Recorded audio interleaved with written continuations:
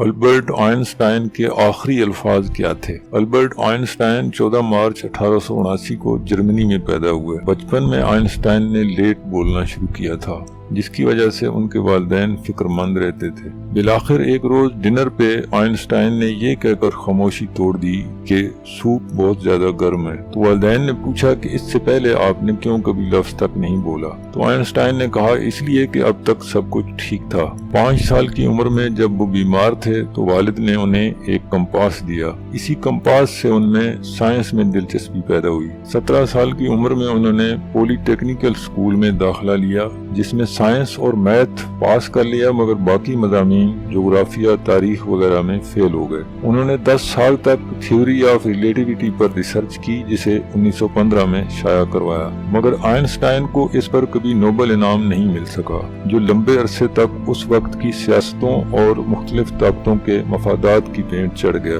1921 میں اس کی جگہ ان کی 1905 میں کی گئی explanation of photoelectric effect کے لیے فزکس میں انہیں نوبل انعام دیا گیا۔ آئنسٹائن کو میوزک سے کافی لگاؤ تھا۔ ایک بار انہوں نے کہا تھا کہ اگر میں فزسٹ نہ ہوتا تو ممکنہ طور پہ میوزیشین ہوتا۔ آئنسٹائن نے زندگی کے آخری 30 سال theory of every thing per research کرتے گزارے، تاہم انہیں کامیابی نہیں ملی اور اسی پہ کام کرتے 1955 میں وفات پا گئے۔ ان کی وفات کے بعد نرسوں کو ان کے بیڈ کے پاس سے کچھ ایکویشنز اور ان کی لکھی تقریر ملی جو وہ اسرائیل میں کرنے والے تھے۔ عین موت سے پہلے آئنسٹائن کے آخری الفاظ راضی رہ گئے کیونکہ انہوں نے جرمن زبان میں کچھ کہا تھا، جبکہ وہاں موجود نرس جرمن زبان نہیں جانتی تھی، نہ ہی وہ ان کے کہے الفاظ یاد رکھ پائی تھی۔